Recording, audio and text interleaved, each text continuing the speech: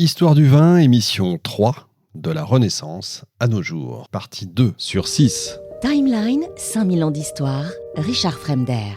Sur toutes ces émissions, j'ai l'impression que le vin change en fonction du commerce, en fait. C'est justement par le fait qu'on peut le transporter. Au commerce et à la technique. Ouais, c'est ça. Il ne faut pas oublier la technique. Et l'élément le plus important dans ça, je pense le plus important, c'est l'invention de la bouteille industrielle. La bouteille, ouais. Alors ça, c'est 17e siècle en Angleterre, par un homme qui s'appelait Sir Kenelm Digby, qui était un homme assez extraordinaire. Je ne sais pas s'il était très fréquentable. Il était probablement corsaire, militaire, entrepreneur, enfin tout à la fois, probablement à profiter du commerce triangulaire également pour s'enrichir. Et dans son pays natal, qui est au bord du long fleuve, le Severn, qui sort à Bristol, qui est le plus grand port d'importation à l'époque pour le vin, il a compris que pour avoir un verre pur, il fallait monter la température des fours. Et pour monter la température, il fallait un autre combustible que le bois, il rajoutait du charbon. Et c'est ça, le pouvoir calorifique du charbon, qui a rendu le verre plus pur, parce qu'il y avait moins de bulles. Si vous regardez les très anciennes bouteilles dans les musées, c'est plein de bulles. Effectivement. Alors évidemment, avec un transport, c'est très fragile, ça casse. Et a fortiori, si vous avez du gaz dans la bouteille, ça en reviendra, parce que ça a rendu possible l'élaboration de champagne mousseux. Bien sûr. Champagne mousseux. Parce que le champagne était un vin tranquille. Dom Pérignon faisait que du vin tranquille. Ah, je croyais qu'il était déjà à bulles. Non, parce qu'il n'y avait pas la technique. Il n'y avait pas la bouteille qui résisterait à la pression. On ne peut pas faire un vin mousseux dans une barrique. En tout cas, très peu. Ça peut être très légèrement perlant, mais il n'y aura pas de pression. Je croyais que c'était lui qui tournait les bouteilles. Non. Lui, il considérait que le champagne mousseux avait un défaut. Incroyable. Mais c'est un grand vigneron. C'est un très grand vigneron. Alors, on balaye la légende que ce soit l'inventeur du vin mousseux. Ouais, Par contre, ces vins sont fameux, se vendent cher. Les finances de l'abbaye d'Auvillers se portent à merveille. On sait qu'il contribue à l'art de l'assemblage, la sélection des cépages. On dit qu'il goûte les raisins. Probablement, c'est un excellent œnologue. Ces vins sont réputés, mais il n'a rien à voir avec la bulle et probablement qu'il l'a plutôt combattu qu'autre chose. C'est génial, ça, de savoir ça. Ces vins se vendaient plus cher, deux fois plus cher que les autres vins de champagne. Et on a des témoignages de cette préférence française pour le champagne tranquille, plus tard par Thomas Jefferson, lorsqu'il était un des 3 ambassadeurs de George Washington à la cour, juste avant la Révolution. Il a fait 2 voyages très importants dans tout le vignoble, et aussi pour autre chose, parce que c'était un type qui s'intéressait à plein de choses, Jefferson, qui est devenu le 3e président. Un savant. Un grand savant, ethnologue, anthropologue, et intéressé par la production agricole, notamment le vin, dont il était grand amateur. Et en revenant d'Allemagne, il a transité par le Champagne, il a dit très clairement, et j'ai lu ce texte, il y a 2 sortes de champagne, le champagne tranquille et le champagne mousseux. Les Anglais et les Américains préfèrent le mousseux, les Français le tranquille. Incroyable. Et le volume produit de mousseux était très faible. Il ne faut pas oublier que la première maison de champagne fondée, c'était Ruiner en 1729. C'était 1 an après un décret de Louis XV autorisant la mise en bouteille de vin en Champagne. C'était interdit avant parce qu'on savait que c'était dangereux. D'accord. Pourquoi c'était dangereux ? Parce que le Champagne étant un climat septentrional, l'acidité était forte, la température baissait pendant la période de fermentation. Du coup, les levures s'endormaient. Et au printemps suivant, elles se réveillaient, donc on avait une pression qui augmentait progressivement. Et les bouteilles explosaient, donc c'était considéré comme dangereux. Parce qu'on n'avait pas encore cette bouteille solide. D'accord. Et les premières verriers à la cristallerie royale de Champagne, dans la forêt de l'Argonne, étaient des verriers, des ouvriers anglais, pour un transfert de technologie, pour apporter cette technologie déjà maîtrisée en Angleterre, en France. C'est incroyable, je ne savais pas ça du tout. Alors. Oui, effectivement, le champagne se met à mousser en Angleterre. C'est chez les marchands qui mettent ce vin qui n'a pas fini leur fermentation en bouteille, et c'est ça la nouveauté.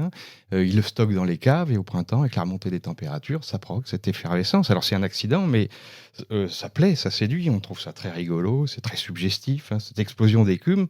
Et les marchands anglais, ils vont faire le lien entre la quantité de mousse et le dosage en sucre. Et le dosage en sucre. Donc, de manière empirique, ils vont provoquer de la prise de mousse en rajoutant de la liqueur de canne de sucre, qui est importée maintenant depuis les Antilles. Et donc, c'est en Angleterre que naît la mode du vin mousseux. Effectivement, en France, il y a une résistance. Les puristes Saint-Évremond, il trouve ça lamentable. Il dit que c'est apprêté pour des cervelles frénétiques. Et celui qui va lancer la mode en France, c'est le régent, c'est le duc d'Orléans. Ouais. Et ses petits soupers avec ses rouets, Exact. tellement débauchés qui méritent la roue. Donc, les dîners au champagne, les huîtres. Évidemment, ça va devenir à la mode à la cour. Et ce qui est à la mode à la cour de France le devient dans l'aristocratie, la bourgeoisie, dans toutes les cours d'Europe. Et ensuite, mais c'est fait jusqu'à la fin du 19e. C'est une petite minorité, le champagne mousseux. L'homme qui a décrit cette procédure pour la première fois s'appelait Merritt. Et d'ailleurs, les Anglais qui produisent du sparkling wine maintenant voulaient dire que ça devrait s'appeler Merritt et pas champagne. D'accord, je comprends. J'ai cru, je crois savoir que les femmes dans la haute société, au début, touillaient leur champagne pour évacuer la bulle. Oui, il y avait un petit appareil qui s'appelait un Moser. Et on touillait parce que c'est un résidu de cette préférence pour le champagne tranquille. D'accord. Et qui existe toujours parce qu'il y a deux appellations champagne, le rosé de Rissé et le coteau champenois, qui sont des vins tranquilles. Oui, ce qui paraît aujourd'hui avec le réchauffement climatique, quand vous allez discuter avec des vignerons champenois, c'est que ces coteaux champenois, ces vins tranquilles sont sans doute des vins d'avenir. Oui, c'est terriblement acide, sinon c'était extrêmement rare d'en goûter des bons et c'était hors de prix en plus. Mais là, on commence à en goûter des sérieux. Alors ça, c'est intéressant ce que Sébastien dit, parce que cette notion de décrire le goût du vin est relativement récent.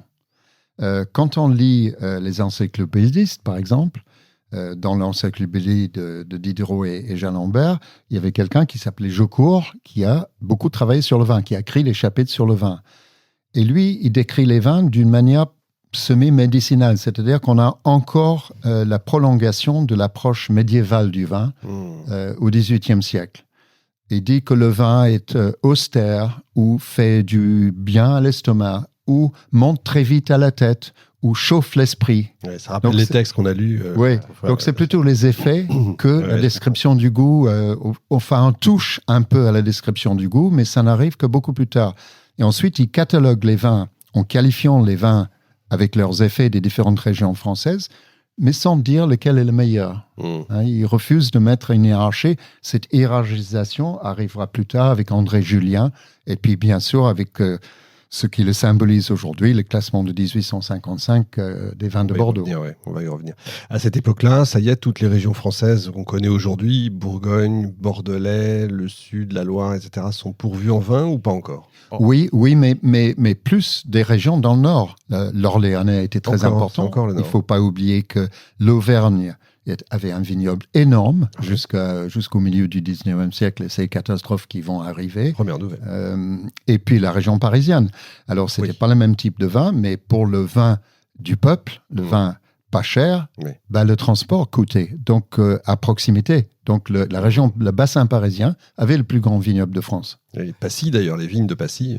Partout, il y avait de la vigne sur tous les coteaux, sur toutes les bords. Alors, il ne faut pas aussi oublier la question logistique, c'est-à-dire lorsqu'on regarde une carte viticole de la France, et on peut prendre l'exemple sur tous les pays européens, il n'y a presque jamais un vignoble loin d'un cours d'eau. Pourquoi ? Parce que pour transporter, c'était possible. Ce n'est pas la magie du terroir en bordure des fleuves, c'est la possibilité d'acheminer vers des centres de consommation. Et Roger Dion a expliqué ça d'une manière exemplaire. Ce qui donne les fameux pots de vin. Oui, pour ajouter un mot sur cette... il est probable qu'au 19e siècle, il y a presque 2 millions d'hectares de vignes en France. Aujourd'hui, c'est plutôt 780 000. Le vignoble est beaucoup plus étendu, beaucoup plus conséquent. La carte viticole est elle se ressemble, ça... Simplement, l'échelle de production n'est pas la même. Certaines régions vont connaître un accroissement formidable avec le chemin de fer, c'est notamment le cas du Languedoc. Mais la France est couverte de vignes jusqu'au phylloxéra. C'est une énorme production. C'est le phylloxéra en fait qui arrête tout. Le phylloxéra, c'est une cassure. L'oïdium, première maladie, phylloxéra et mildiou plus tard. Et c'était une cassure terrible. Et le phylloxéra, on n'imagine pas le drame que ça représentait.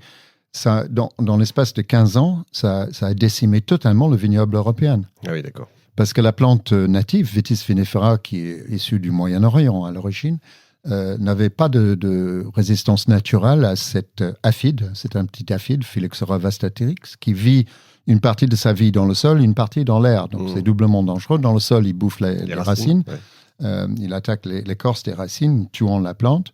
Et ensuite, il migre, il va chez les voisins. Donc, c'est allé très, très vite. Et on a essayé toutes sortes de systèmes pour essayer de lutter, y compris des choses qui seraient totalement interdites, par exemple le sulfate de plomb. Oui.